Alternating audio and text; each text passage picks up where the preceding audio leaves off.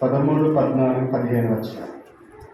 యెహోషువ గ్రంథం 5వ అధ్యాయం 13, 14, 15 వచనాలు. అందరూ తీయండి, అందరూ చూడండి.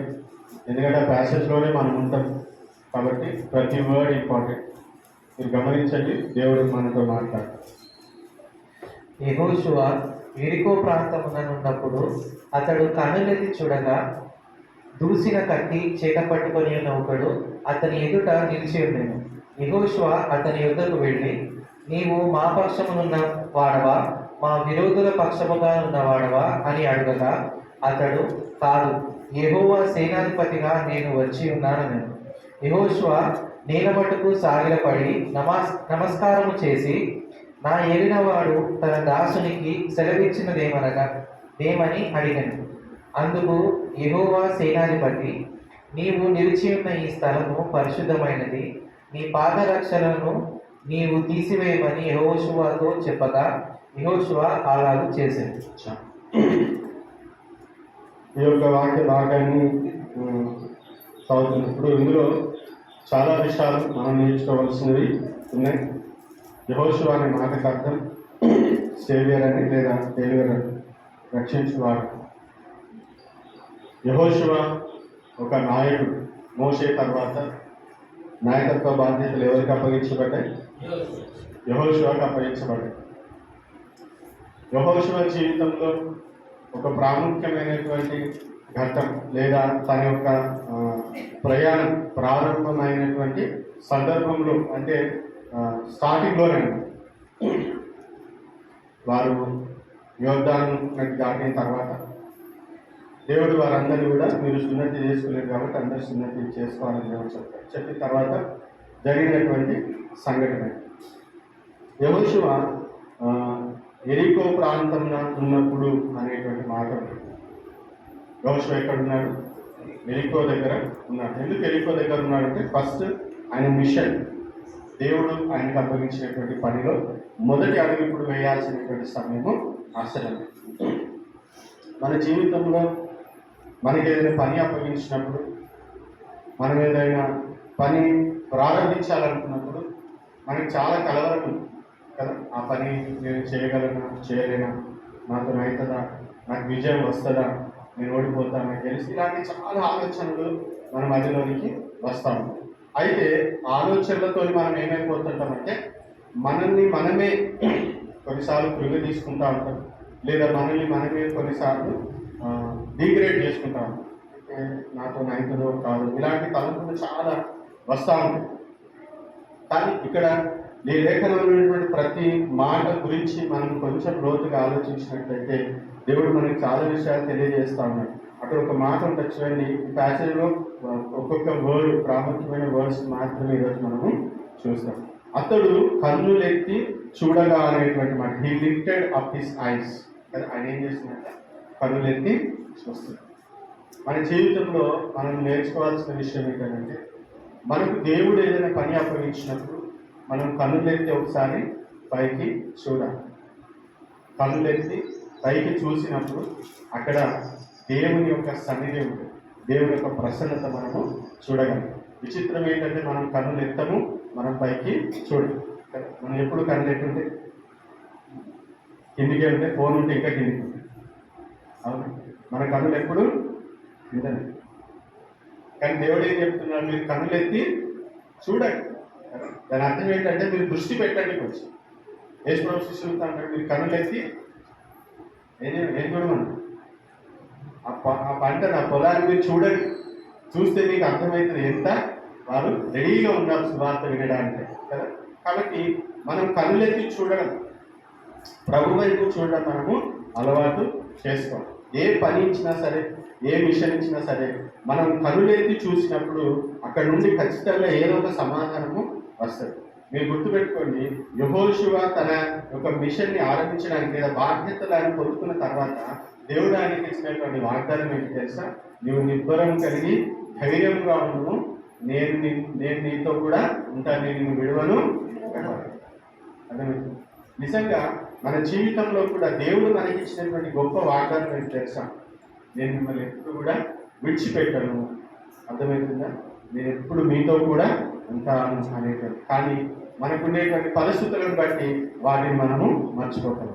మనం ఎప్పుడైతే కనులెత్తి మరలా దేవుని వైపు చూస్తామో ఆ యొక్క వాగ్దానాలు మరలా గుర్తుకొచ్చే అవకాశం ఉంటుంది. కాబట్టి కనులెత్తి చూడడం మనం అలవాటు చేసుకోవాలి.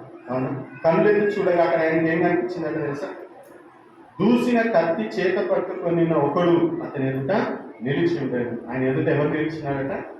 కత్తి,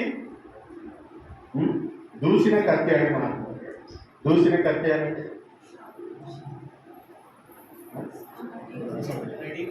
రెడీగా ఉన్నాడని అర్థం. దూసిన కత్తి అంటే రెడీగా ఉన్నాడని అర్థం. కత్తి వరలో ఉందనుకోండి, రెడీగా లేదు. ఇప్పుడు శత్రువు వస్తున్నాడు అనుకోండి, ఫస్ట్ మీరు ఏం చేస్తారు? ఫస్ట్ పాత సినిమాలు చూడలేదు, ఏం చెప్తారు? ఫస్ట్ కత్తి చూస్తారు. కత్తి చూస్తున్నారంటే వారు సిద్ధముగా ఉన్నారు. ఎవరు సిద్ధంగా ఉన్నారు తెలుసా? మనకంటే ముందు దేవుడు సిద్ధంగా. హల్లెలూయా. మనం చాలాసార్లు అనుకుంటాము ఇంకా ఏం ఆరంభించలేదు కదా, అవునా, ఇంకా యుద్ధం లేదు కదా, ఇంకా వారు ఎవరు మన మీద దాడి చేస్తలేరు కదా. కానీ గుర్తుపెట్టుకోవాల్సిన విషయం, మన ముందు మనకంటే అత్యంత ఆసక్తి కలిగి మన పట్ల దేవుడు ప్రేమ కలిగి ఏం చేస్తున్నాడంట, మనకంటే ముందే ఆయన సిద్ధంగా కత్తి దూసి సిద్ధంగా. ఎందుకంటే అక్కడ యుద్ధ వాతావరణం, యోషువ జీవితంలో యుద్ధాలే కదా. అవును, ఇప్పుడు ఆయనకు ఆ యొక్క సీన్ కనబడ్డప్పుడు ఆయనకి ఏం అర్థమవుతుందంటే, ఓహో, యుద్ధం చేయడానికి ఒక వ్యక్తి ఉన్నాడు, అయితే ఈయన ఎవరి వాడే ఉంటాడు, ఎవరి పక్షాన ఉంటాడు అనేటువంటి ఒక ఆలోచన. ఇక్కడ మనం గమనించాల్సిన, నేర్చుకోవాల్సిన విషయం ఏంటంటే, దేవుడు మనకంటే ముందు మన కొరకు ఉంటాడు. అర్థమవుతుంది? మనకంటే ముందు మన కొరకు దేవుడు సిద్ధంగా ఉంటాడు. కత్తి వరలో లేదు, కత్తి దూసుకొని దేవుడు అక్కడ పట్టుకొని నిలబడి ఉన్నాడు అనేటువంటి విషయాన్ని గమనించాలి. అయితే విచిత్రం ఏంటంటే, చాలాసార్లు మనం గుర్తించాం ఆ విషయాన్ని.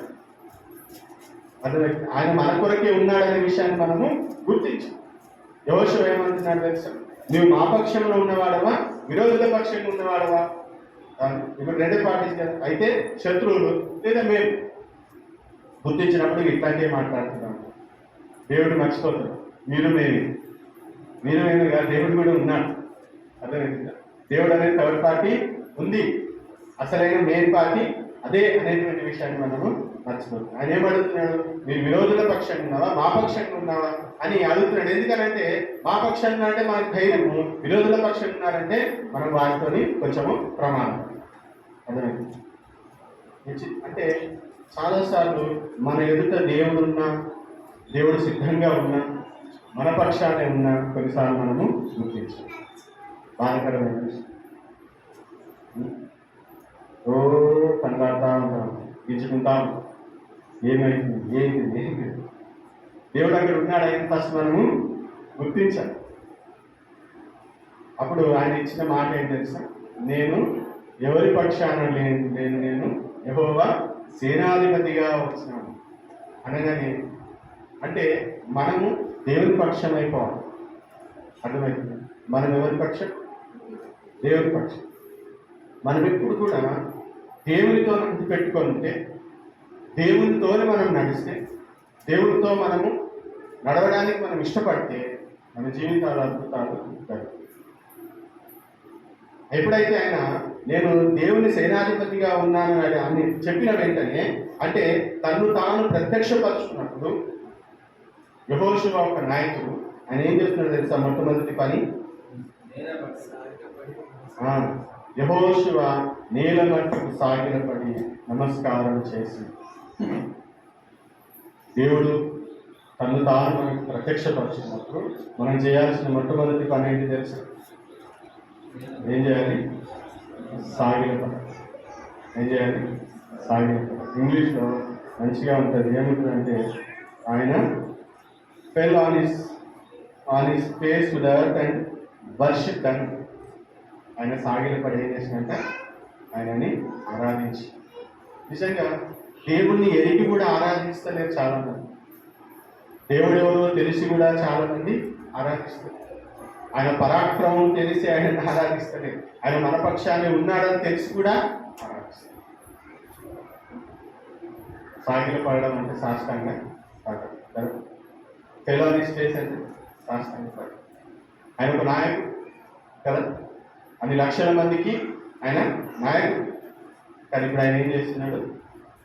ఆయన వచ్చినటువంటి వాడు యెహోవా సేనాధిపత్యం చేసిన వెంటనే ఆయన సాగిలపడు. మీరు ఇక్కడ గమనించాల్సిన విషయం ఏంటంటే, ఆరాధన అంగీకరిస్తున్నారు అని అంటే అది దేవుడు అనే విషయాన్ని గుర్తించాలి.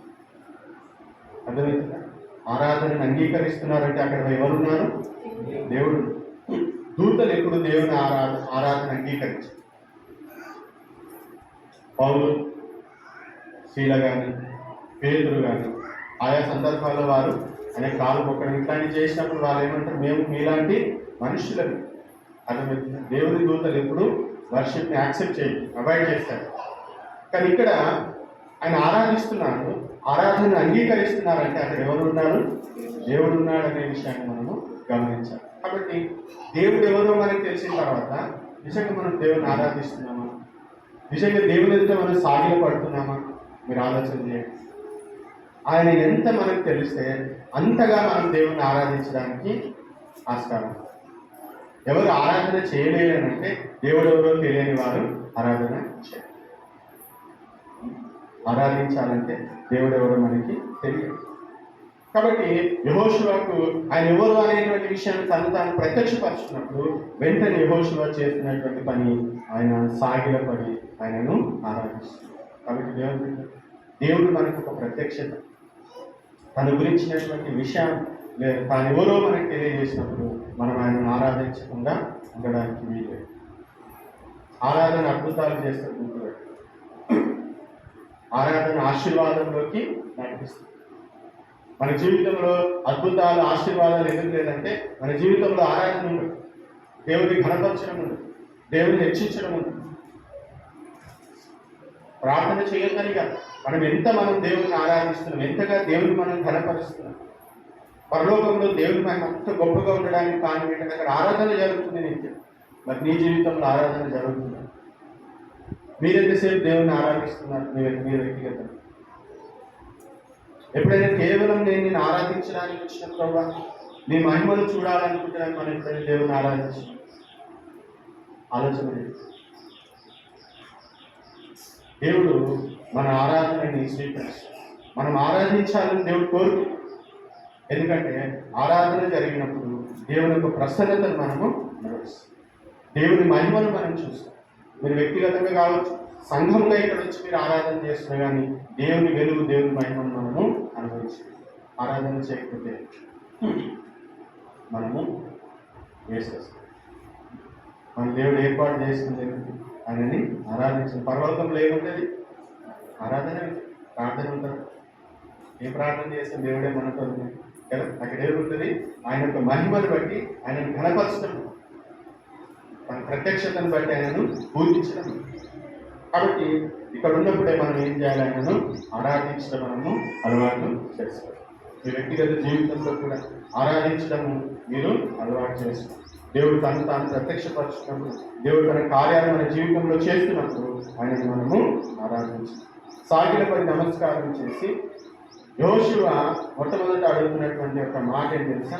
నా ఏలిన వాడు తన దాసుడికి సెలవించినదేమన్నా. రెండు విషయాలు చెప్తున్నాడు. మీరు నా ఏలిన వాడు అన్నాడు. దేవుడు ఎవరు?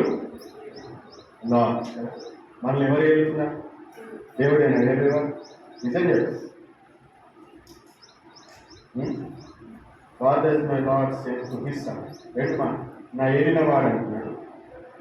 రెండోది తన గురించి తను ఏం చెప్తున్నాడు? దాసు. అర్థమైంది? రెండు మన జీవితంలో జరగాలి. దేవుడు మనల్ని ఏడాలి. ఎవరేదా? దేవుడు మనల్ని.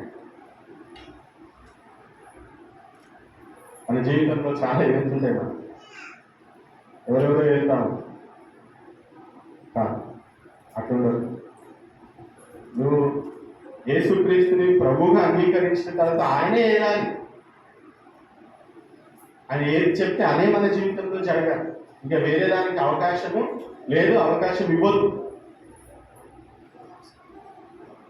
ఒకసారి మన జీవితాన్ని ప్రభువుకు సమర్పించిన తర్వాత, ఒకసారి ప్రభువుని మనం రక్షకునిగా అంగీకరించిన తర్వాత, ప్రభువుని అంగీకరించిన తర్వాత మన చివరి శ్వాస వరకు మనం మరణించేంత వరకు మనం ఏదేది ఎవరై ఉండాలి? ప్రభువే. ఆ ప్రభువే. మనం ఎంత ఉన్నతమైన స్థితిలో ఉన్నా కానీ మనం ఏలేవారు ఒకరు ఉన్నారు. కొన్ని లక్షల మందికి నాయకుడు యెహోషువ, కానీ ఏమంటున్నాడు? నా ఏలిన వాడిని, యు ఆర్ మై లార్డ్. ఈరోజు మన జీవితంలో ఆ ప్రభువుగా ఉన్నాడా? ఆయనే మనల్ని ఏలుతున్నాడా? లేకపోతే మన ఆలోచనలు, మన తలంపులు, మన ఇష్టాలు, మన కోరికలు మనల్ని ఏలుతున్నాయా? ఒకసారి మనము ఆలోచించాలి. మనల్ని రూల్ చేయడం అంటే మనల్ని బెయిట్ చేయడమే. అర్థమవుతుంది. కొన్నిసార్లు అంటే నాకు కోరుబుద్ధి కాలేదని పోయినామంటుంది అంటారా? చేయాలని తెలియని చేశాను, కోబుద్ధి కాలేదు కానీ పోయింది. అంటే ఏదో జరుగుతుంది అక్కడ. ఏది మనల్ని ఏలుతుంది? దోషం అంటున్నాడు. నా ఏలిన వాడు తన గురించి తాను ఏం చెప్తున్నాడు? దాసుడు అంటున్నాడు. ఆయన నాయకుడు నిజంగా చెప్పాలి, కానీ దేవుడి దగ్గర అయినా దాసుడు. మనం ఎక్కడైనా బాస ఉండొచ్చు, కానీ దేవుడి దగ్గర వచ్చేసరికి మనము దాసులముగా మనము సరే ఆయనను సేవించేటువంటి వాడు, ఆయన చెప్పింది చేసేటువంటి వాడు.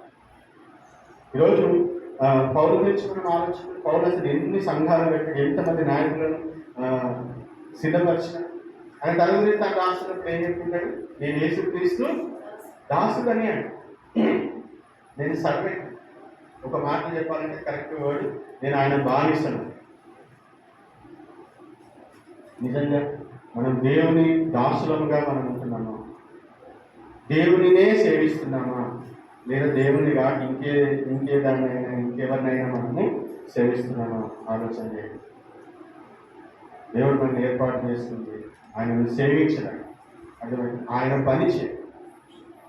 ఈ లోకంలో దేవుడు అసలు యేసు ప్రభు ఈ లోకంలో తన పని ముగించి ఆరోహణని వెళ్ళిన తర్వాత చాలా పని ఉంది కదా. సర్వలోకంలో సర్వ సృష్టికి స్వార్థ ప్రకటించాలి. ఎవరు చేయాలి ఆ పని? అక్కడ ఎవరున్నారు? ఆ కొద్దిమంది శిష్యులే కదా. వారికి అప్పగించిన ఆ పని ఇప్పటికి కూడా కొనసాగుతుంది. ఎందుకు తెలుసా? ప్రతి ఒక్కరు కూడా నేను యేసుక్రీస్తు దాసుని అనుకున్నారు కాబట్టి ఆ పని కొనసాగుతుంది. ఈరోజు మనం ఇక్కడ కరీంనగర్లో ఈ విధంగా ముందు దేవుని ఆరాధిస్తున్నామని అంటే తమను తాము సేవకుడు అనుకుని దేవుని సేవ చేసినటువంటి వారు ఉన్నారు. అందుకే మనం ఈరోజు దేవుని ఆరాధించగలం. ఆలోచన చేయాలి. మనం ఆయన సేవకుల మన విషయాన్ని ఇప్పుడు మర్చిపో. ఆయన పని చేయడానికి దేవుడు మనం ఇక్కడ ఉంచాం. ఈ భూమి మీద మనం ఎప్పటి వరకు ఉండాలి? ఆయన పని పూర్తి అయ్యేంత వరకు ఉండాలి. ఆయన మనకు అప్పగించిన పని మనం పూర్తిగా నెరవేర్చాలి.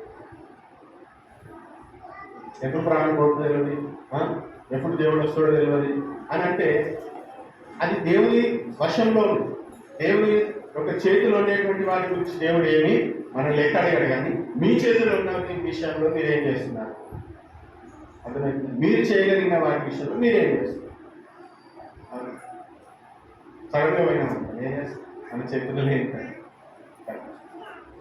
అని బ్రతికినంత కాలం ఆయన పని మనము, ఆయన రాజ్యాన్ని మనము విస్తరించు. దేవుడు అన్నాడు. కాబట్టి యెహోషువ కొన్ని లక్షల మందికి నాయకుడిగా ఉన్నాడు. ఆయన ముందు పెద్ద మిషన్ ఉంది. కానీ ఫస్ట్ తాను ఏం చేస్తున్నాడంటే నేను ఆయన దాసుడు, ఆయన దాసు అని ఏది చెప్తే అది చేయడానికి సిద్ధంగా ఉన్నటువంటి వ్యక్తి. కాబట్టి ఆయన ఏమడుగుతున్నాడు? తన దాసునికి సెలవిచ్చినదేమని అని అడిగాడు కదా. మీరేమంటారు? మీరేం చేయమంటారు? అంతే కదా. వ్యవసాయం అంటే మీరేం చేయమంటారు? ఎప్పుడైనా అడిగారు దేవుడు మీరేం చేయమంటారు? ఎప్పుడైనా అడిగిందా మీ వైఫ్ దేవా నేనేం చేయాలి? మెయిన్గా మీ లైఫ్కి సంబంధించి, మీ జీవితానికి సంబంధించి నేనేం చేయాలి? నేను ఎప్పుడైనా దేవుని అడిగిందా? అడగకపోతే ఎట్లా చెప్తారు దేవుడు? అడగాలి కదా. నేనేం చేయాలి? వింటుందా?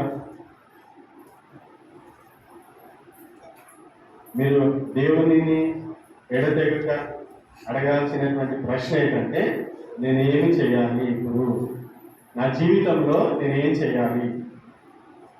ఖచ్చితంగా దేవుడు చెప్తాడు. మీరేం చేయాలో చెప్పారు. మన జీవితాలే ముగింపులోకి వస్తున్నాయి కానీ ఆ, మనము ఆయన అసలు ఏం చేయమన్నాడు అనే విషయం కూడా తెలియకుండానే జీవితము ముగించబడుతుంది కొన్నిసార్లు. అది చాలా బాధాకరం. నేను రక్షణ బంధువుల సాలంటే కాదు, నాకు ప్రభువుని ఎరిగిన అనుభవం నాకు ఉంది కాబట్టి నేను ఇంత ఉంటానంటే అది కాదు కదా. యోషివానికి నేనేం చేయను, మీరు సెలవు ఇవ్వండి. మీరు కూడా ఈరోజు అడిగాను ప్రతి ఒక్కరు, దేవా నేనేం చేయాలి. నేను ఒకటే చెప్తాను ఏంటంటే, దేవుడు మిమ్మల్ని ఎందుకు పంపించినాడో, ఏ ఉద్దేశంతో మిమ్మల్ని రక్షించుకున్నాడో అది మీకు తెలియాలి. లేకపోతే వేస్ట్.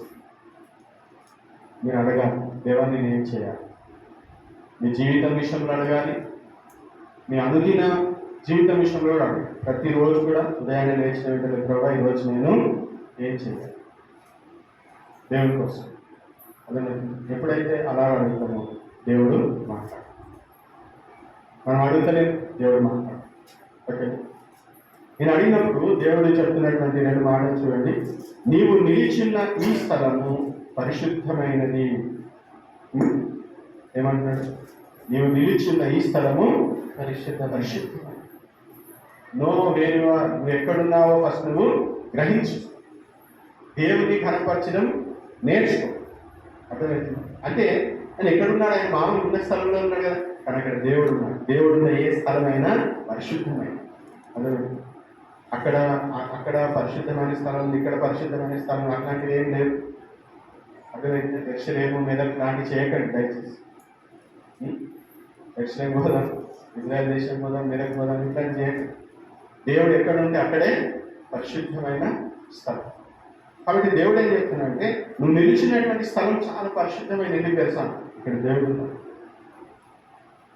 అయితే నువ్వేం చేయాలి? ఆయనను ఘనపరచాలి. ఆనర్ వర్గ దేవుడిని నువ్వు ఏం చేయాలి? ఘనపరచాలి. అది అక్కడ నువ్వు నిలిచిన స్థలం పరిశుద్ధ స్థలం. కాబట్టి నువ్వేం చేయాలంట? నీ పాదరక్షలను తీసివేయను. ఏమంటారు? నీ పాదరక్షలను ఆనరింగ్ గాడ్. దేవాలు ఏం చేయాలని అడిగినప్పుడు దేవుడు ఏం చెప్తారు? ఫస్ట్ థింగ్ అది కూడా నేనే చెప్తాను. ఏం చెప్తారు సార్? దేవుడిని ఆనర్ చేయని దేవుడు ఫస్ట్ మాట్లాడతాడు. దేవుడిని ఘనపరచడం నేర్చుకోండి. దేవుడికి మొదటి స్థానం ఇవ్వడం నేర్చుకోండి. దేనికైనా మొదట దేవుడు అనే విధానం నేర్చుకోండి అని దేవుడు మనకి మొదట మాట్లాడతాడు. యోషోధం తర్వాత ఏం మాట్లాడింది మనకు తెలియదు, కానీ ఫస్ట్ మాట్లాడేది సార్, నేను నిలిచిన స్థలం పరిశుద్ధ స్థలం, మీ పాదరక్షలను తీసి. దేవుడి అద్భుతమైన విషయం ఏంటంటే, ఆయన దేవుని ఘనపరిచి యెహోషువ. అర్థమైంది. ఆయన ఏం చేసినాడు? దేవుని ఘనపరిచి. అంటే పరిశుద్ధత అక్కడ యెహోషువ యొక్క తగ్గింపు మనకి కనిపిస్తుంది. అర్థమైంది. ఆయన దేవుని యొక్క పరిశుద్ధతను ఆయన ఏం చేస్తున్నాడు? గౌరవిస్తున్నాడు. దేవుని సన్నిధి ఉంది అన్నప్పుడు మనం ఏం చేయాలి? అక్కడ మర్యాదగా ఆయనను ఘనపరచాలి. మీరు ఘనపరుస్తున్నారు. దేవుని మందిరంలో ఉన్నప్పుడు మీరు దేవుని ఏ విధంగా చూస్తున్నారు?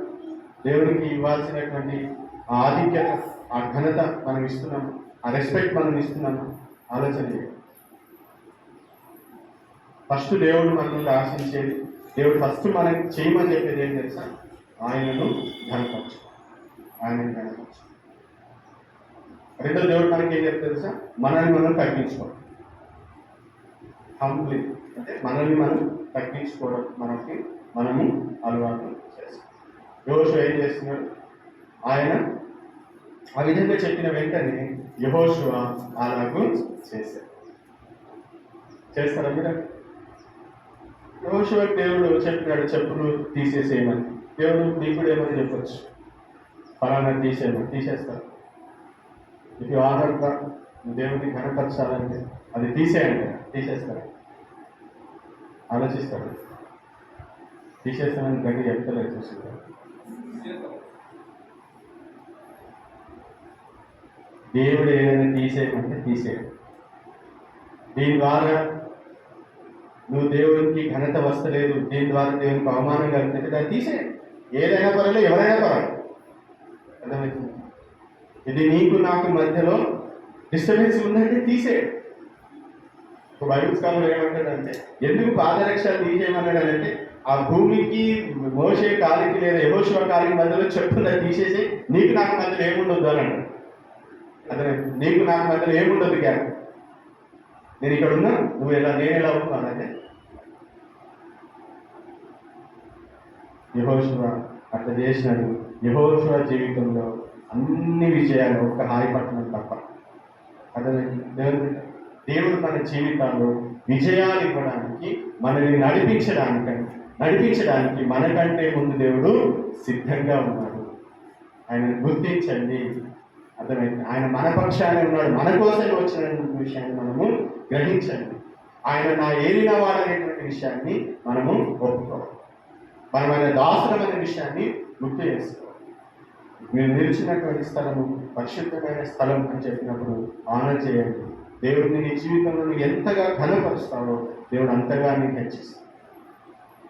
దేవుడిని ఘనపరచకుండా, దేవుడిని హెచ్చించకుండా నేను నీ లోకంలో నేను ఏ విధంగా ఉంటా అంటే నువ్వు యెహోషువలాగా నువ్వు బ్రతకలేదు. వాగ్దానం చేసింది కదా దేవుడు అంటే వాగ్దానానికి ముందు కొన్ని నియమాలు ఉంటాయి. ఆ వాగ్దానం నెరవేర్పు ఆరంభం అయితే నీకు ఎదుకో పచ్చనం నుండి అయితే దానికంటే ముందు యెహోషువని దేవుడు సిద్ధం చేస్తాడు.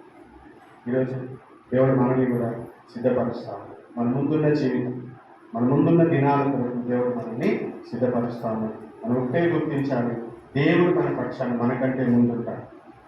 మనం గెలిపించడానికి, మనం నడిపించడానికి మనకంటే ముందు ఆయన ఉంటాడు. మనం కలవరపడాల్సిన అవసరం లేదు. కనులెత్తి చూస్తే చాలు ఆయన మనకు కనిపిస్తుంది. హల్లెలూయా.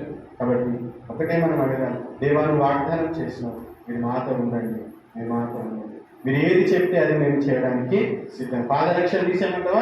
తీసేస్తాం. వాళ్ళ వాటిని తీసేయమంటావా? తీసేస్తాం. ఎప్పుడైతే ఆయన తీసేసినారో మీరు తర్వాత ఎరుకో విషయం, ఆ తర్వాత అన్ని విషయాలు గ్రేట్ వారియర్ యోషు అన్ని విషయాలు హాయిపట్టణం విషయంలో ఎందుకు అలా వచ్చింది? యెహోషువ అలాగూ చేసి మీరు అలాగూ చేస్తే మన జీవితంలో కూడా దేవుడు గొప్ప విజయాన్ని ఇస్తారు. కాబట్టి దేవుడిని ఘనపరచండి, ఆయన ప్రభువుగా గుర్తించండి. దేవుడు ఏది తీసేయమంటే అది తొలగించండి. దేవుడికి మనకు మాత్రం ఏది ఉండడానికి లేదు. యెహోషువకు దేవుడు తోడైనట్టుగా దేవుడు ఇక్కడ కూర్చొని మనందరికీ దేవుడు తోడుగా ఉంది. ఆయన ఏదైతే అనుకున్నాడో అది ఖచ్చితంగా దేవుడు మన జీవితంలో కూడా నెరవేరుస్తాడు. యెహోషువలాగా మనం కూడా అడుగుతాం, దేవాన్ని ఏం చేయాలి, నేనేం చేయమంటాం. దేవుడు ఖచ్చితంగా మనతో కూడా మాట్లాడి మనల్ని బలపరిచి ఆయన ఉద్దేశంలో మన జీవితంలో నెరవేరుస్తాడు. అటు కృప దేవుడు మనందరికీ దయచేయాలి. ప్రార్థన చేసి అందరం కూడా ఒక నిమిషం ప్రభు సన్నిధిలో